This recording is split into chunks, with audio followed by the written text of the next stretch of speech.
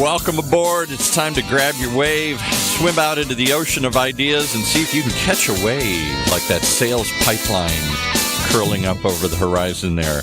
With the captain of the ship today here, Matt Hines. How are you doing, Paul? I'm doing good. Did you hear that news report? We play the news right before the show, and they said that the Navy did a study of all their officers and their ships.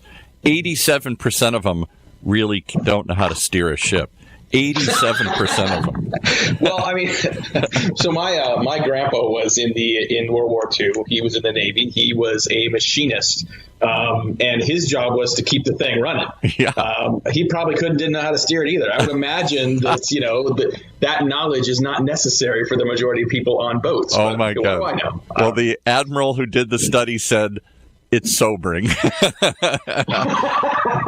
It's sobered up a bunch of drunk sailors here that most of them don't really know how to steer the boat here. Hopefully you're going to steer us in the right direction today. We are going to attempt to steer our listeners in the right direction on the sales and marketing pipeline today. Thank you, everyone, for joining us on Sales Pipeline Radio. For those of you joining us live, we are here live every Thursday at 11:30 Pacific, 2:30 Eastern. Thank you for those of us that are always joining us on the Funnel Media Radio Network. For those of you on the podcast, thanks very much for subscribing and listening.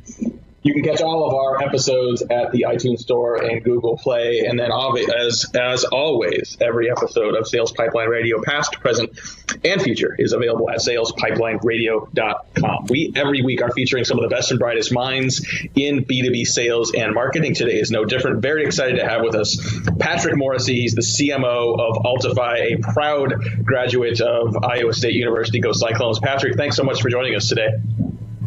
Thanks for having me, Matt. Great to be here. I will bypass the questions about Navy competence and Cyclone football. We'll get right to the B2B marketing side of things. We want to talk a little. First of all, talk a little bit about what Altify does for those on the show that don't know what Altify does for B2B sellers. Absolutely. We're in the business of helping companies build the next generation of sellers, and the problem we're really attacking is how do you affect a digital sales transformation? And we help companies by doing that in three ways. Number one, helping you win the opportunities that matter. Number two, helping you drive maximum revenue, penetration and build the relationships with the customers you already have. And the third piece of the puzzle is all about how do we help you drive process with a combination of methodology, coaching and best practice that's built right into our applications to drive not only a disciplined sales process, but continuous improvement across your entire team. So customers for us look like everybody from, the who's who in technology, like, Tableau or Salesforce or Autodesk, to British Telecom and Comcast Business in the comm space, and Honeywell in manufacturing. Speaking today to Patrick Morrissey, he's the CMO of Altify, and you talk about what you're doing with teams, on B2B side. One of the things that I thought really stood out on your profile in LinkedIn is the fact that you focus on building teams. In your career leading marketing teams, what are some of the keys you find to building really high performance marketing teams that can deliver results?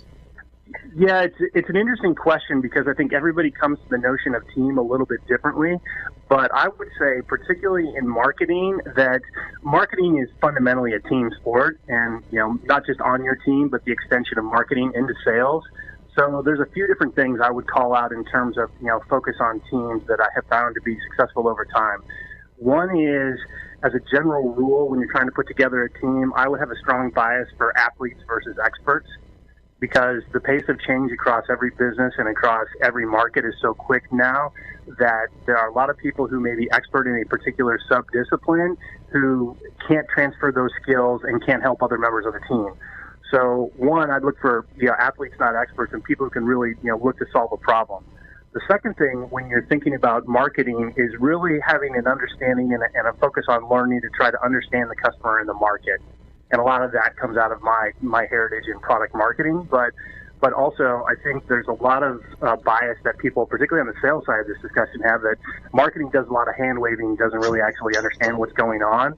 And so you need people across the entirety of the team to really be focused on not just the mission of the company and trying to produce a result, but really understanding the customer and the market.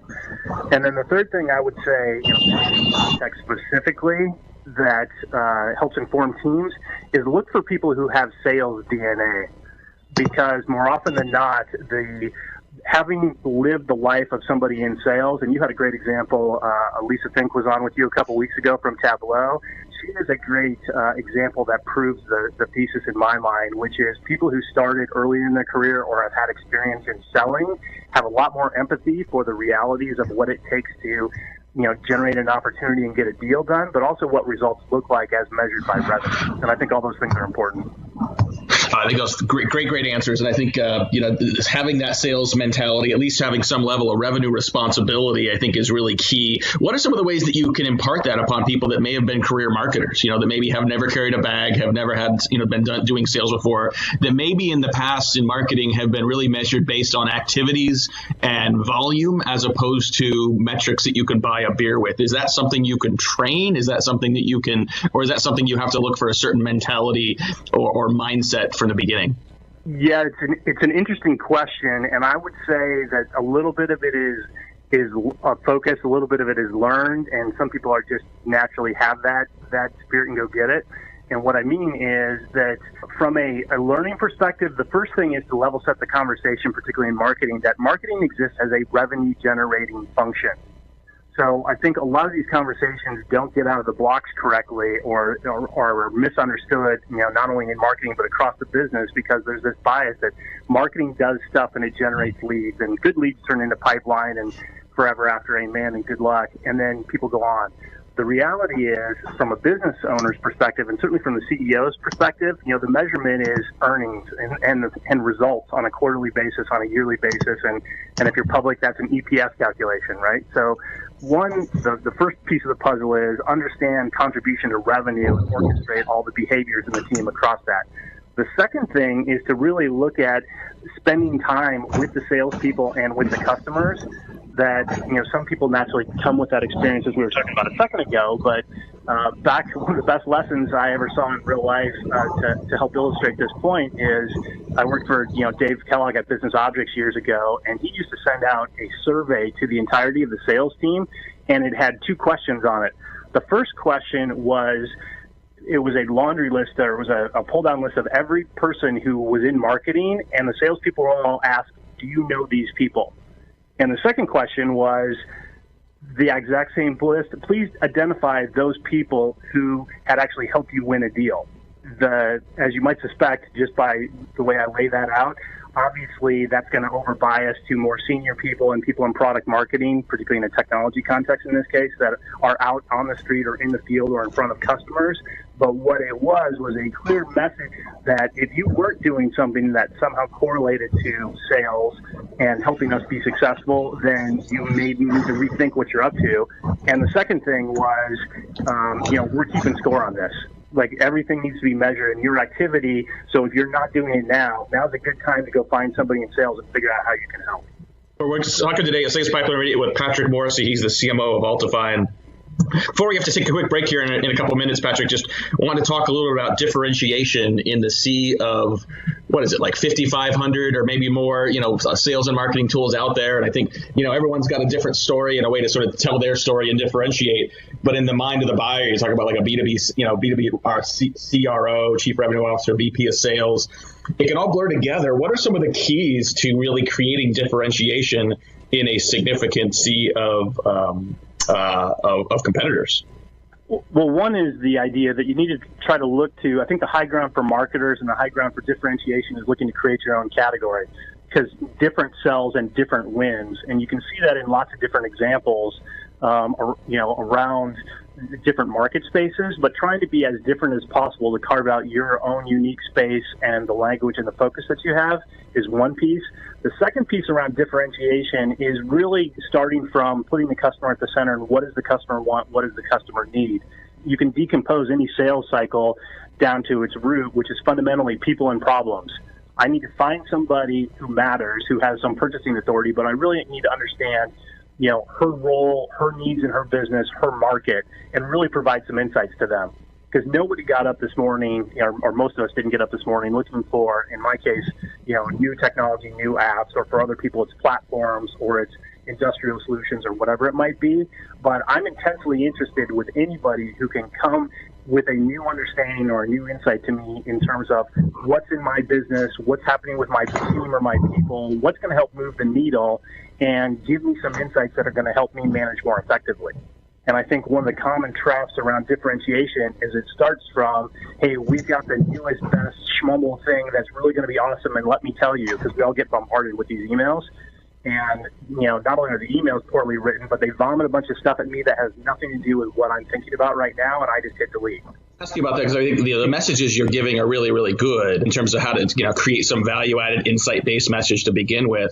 But I mean, as the CMO of a large technology company, I'm sure you're the recipient of a lot of these messages and approaches as well. So independent of the message, are there certain approaches that work better to get a hold of you? Are there certain channels, certain tactics that seem to stand out to earn your attention in advance of having an interesting message? Yeah, I think that there's a couple things that stand out. One is, sending me some numbers or some case studies. I think the crown jewels of any of these communications that stand out is show me somebody who looks like me, Matt, who's produced a real-world, meaningful dollars and cents result, and explain to me very crisply in 3 sentences how you can do that for me.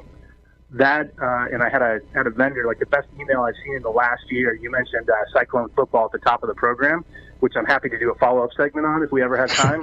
I got an email from somebody when I first started who sent me a clip of a Cyclone football touchdown and said, hey, well, I'd love to talk to you about football. What you're really probably interested in is pipeline, because you probably didn't get out of the parking lot before the CEO was asking you specifics about pipeline metrics, and here's how we can help. And I immediately forwarded to my team and said, please get this guy on the calendar immediately. I'm sad to say the end of the story doesn't end well with I made a massive purchasing decision because what they were selling wasn't as good as his email. But it was that combination of show me something different, show me something personal, and give me something contextually that starts to say how you're going to help me. That's the keys to the castle. Love it. We're going to have to take a quick break here, pay a couple bills. We'll be right back more with Patrick Morrissey. He's the CMO of Altify. We'll be back after a couple of commercials. You're talking to Sales Pipeline Radio. In a world where the speed of innovation and change in B2B marketing has never been greater, the only thing bigger is the need for clarity, for a blueprint, for a guide to what's really working. And how about a way to apply it specifically today to increase sales pipeline growth, velocity, and most of all, conversion? That's what you'll find in the Modern Marketer's Field Guide. And amazingly, you can download it for free. HeinzMarketing.com, just like it sounds, HeinzMarketing. It encompasses the entire sales and marketing cycle, but in quick bursts with lots of specific, actionable ideas, strategies, tactics you can put to work right away, like today. The loaded table of contents helps you narrow in and tackle a problem. And it's something you can come back to over and over again as a reference guide. Why not download your free copy of the Modern Marketer's Field Guide? It's free. HeinzMarketing.com, just like it sounds. HEINZ Marketing.com. All right, back to Matt and his guests. Thank you, Paul. It is very clear after the first half of this episode, we're going to have to work on the field expedient unit of Sales Pipeline Radio. We are, I apologize for those of you that are listening if we got a little compromised audio quality today. We are recording from the home office. The Sales Pipeline Radio's middle son had eye surgery yesterday, so he's home recovering today. So we're working this from home. But thanks very much, everyone, for joining us, Paul. I figured you were out on a ship. That's what it sounded like, because it's almost like a wavy, watery sound. So I figured you were out. So weird. No, I'm literally at the kitchen table, and it's pretty quiet here. So I don't know. Yeah, I'm gonna make sure if I blame Comcast, does that mean I get free Wi-Fi if they come back and fix it and we talk about that? I think so. I don't know. No, okay, fine. Well, thank you very much for joining us again, Sales Pipeline Radio. We got more with Patrick Morrissey. He's the CMO of Altify, and we've been talking a lot about, just everything from building effective teams to differentiating yourselves on the sales technology side. We talked a little bit, Patrick, about just marketers that are building a mentality of revenue responsibility. How inside of Altify are you connected with the sales organization? How do you both create strategic alignment with sales as well as how do you operationalize that on a day-to-day basis?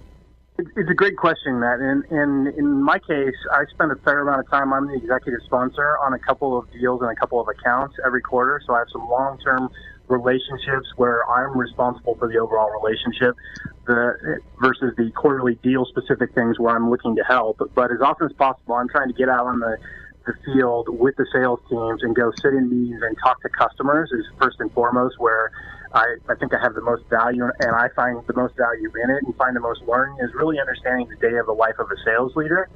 And the instrumentation piece is key. And one of the things that we allow you to do at Altifire, the way we keep score of it internally, is the notion of an account plan or a portfolio plan, which is capability that we sell that's native in Salesforce, which allows, not just the frontline, salesperson, the AE, but also his manager or the VP, et cetera, to track the overall performance of their portfolio, as well as to do things like assign actions and activities that are really based on account objectives to the marketing team and to myself individually.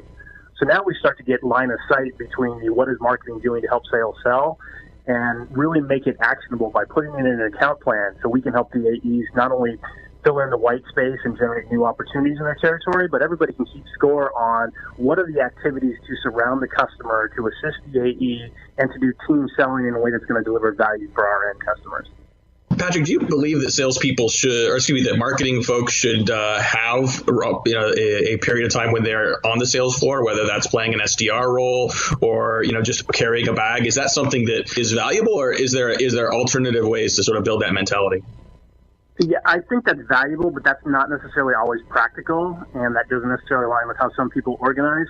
I think a couple of the hacks that you can start to apply, Matt, to do that, or that I've seen is, number one, bringing some of those people into individual sales calls, even if it's in listen-only mode or webcast, so they can understand the dialogue, they can understand the questions, they get the vibe of what people are seeing day to day.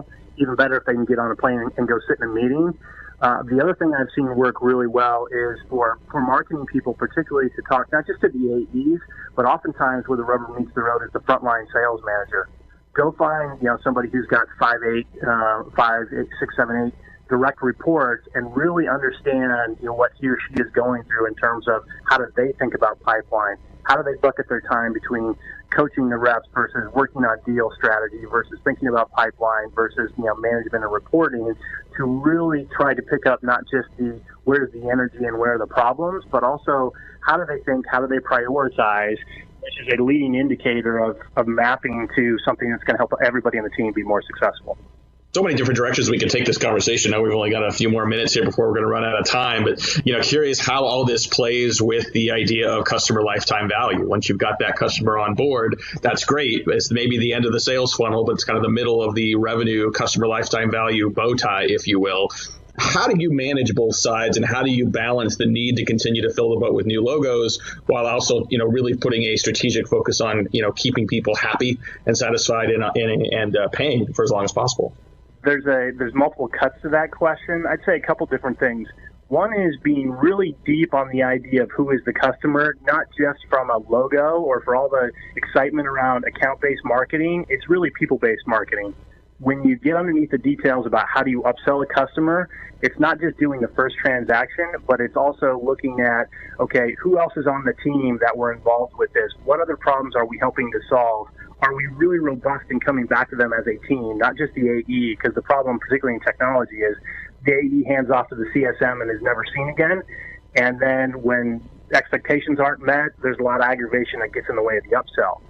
And so from the front end, from a sales point of view, this is the start of a relationship that should be expected to be long-term. Otherwise, why are you wasting valuable marketing dollars and cycles going after these people in the first place?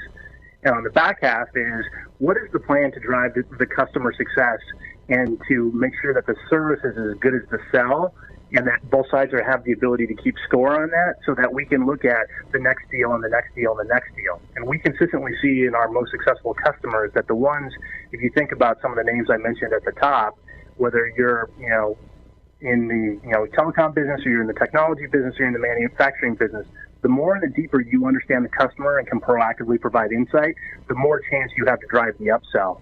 And you have a lot less friction on the upsell than you have, trying to get the initial deal done to begin with. So anybody who's not thinking about a long-term relationship is really having the wrong kind of a pipeline conversation to begin with. Yeah, I would agree with that. Just a couple more minutes here with Patrick Morrissey, the CMO of Altify. Let's talk a little bit about the need for agility. We got best laid plans you created at the beginning of the year. We're here recording this almost the midpoint of 2018, and best laid plans often don't survive first contact with the battlefield. Best laid plans, Paul, to have this high quality audio situation here doesn't always work. So you find the expedient figure, and sometimes you just power through. But also, there's a level of adjustments, along the way. What do you guys do internally to make sure you are keeping your eye on the end goal, but making adjustments as you execute and see what's working and what's not? Yeah, great question. And there's a couple different things. From a sales and a go-to-market perspective, the marketing team on our side is spending time with the account teams while they're doing their account plans and really looking at what are the set of behaviors down to the individual AE or the individual account activity. Some of those may be more top of the funnel, just awareness. We're trying to expand our surface area in the account from a programs plan versus the other side of this, which is, folks on my team who are directly interacting with customers, or we're doing things like custom customer videos and co-branding some of our sales content and our best practices around opportunity account management with our clients, and actually then helping support their mid-year, SKO or mid-KO efforts, so that they don't have to have the homework, they don't have to have the extra cycles, and they're getting some value add from the vendor. And those are the sorts of things, to the point the question you were just asking earlier, where we can start to calibrate either what are we seeing, and while we're looking at the metrics and the numbers down to a program level, but also from an account specific area, where can we over index to make sure that we're providing extra investment that's going to help us outperform for the end of the year, because Q4 for us and everybody else really tells the tale. Absolutely. Wrapping up here with Patrick Morrissey of Altify. And the last question I want to ask you here, we usually ask most of our guests, is, who are the people that have most influenced you in your marketing career? These can be people that are alive or dead. They can be professors, authors, peers, former managers. But as you think back of the people that have had the biggest impact, who are a couple that stand out for you? Great question. And I would say that there's two people that stand out for me. One I referenced earlier, Dave Kellogg, who's now the CMO of Host Analytics, who was the guy who really gave me what I consider one half of the core definition of any kind of marketing conversation. He was all about the, marketing exists to help sales sell, which I would round into marketing at its base is fundamentally about two things. How do you build relationships or brand, and how do you help sales sell? And the second person is Christopher Lochhead, who now has his own podcast and is the author of the book, Play Bigger, and I think he's got a new book coming out, who was the chief marketing officer I worked for back at Science, and was religious about the need to be different and to be direct and to be as aggressive as possible in carving out a clear and distinct value proposition. And I think both of those things are just required for, how the world exists today in marketing. So I point at both of those people as, and Dave publishes a blog, Kel blog, and Christopher's got his own book and podcast, and it's easy to find out more from them. I would say those are two great resources for your audience. Love it. Well, thank you very much, Patrick. Appreciate all your insights today. Patrick Morrissey, he's the CMO at Altify. We covered a lot of ground in a very short amount of time. If you like what you heard here, you want to hear this again, you can check out a replay of this episode on salespipelинeradio.com. Join us next week. We got a lot of great guests coming up on the sales and the marketing side. Try to flip it around, get a lot of just marketing leaders, sales leaders, marketing and sales operations leaders, people on the front lines that are doing the good work, that are helping people hit their numbers in B2B companies around the world. Thanks very much for joining us. Look forward to seeing you next week. For my great producer, Paul, this is Matt Hines. Thanks for listening. Sales Pipeline Radio. You've been listening again to another episode of Sales Pipeline Radio, brought to you by the good folks at Matt Hines Marketing, sailing the 7 seas for the latest ideas and answers.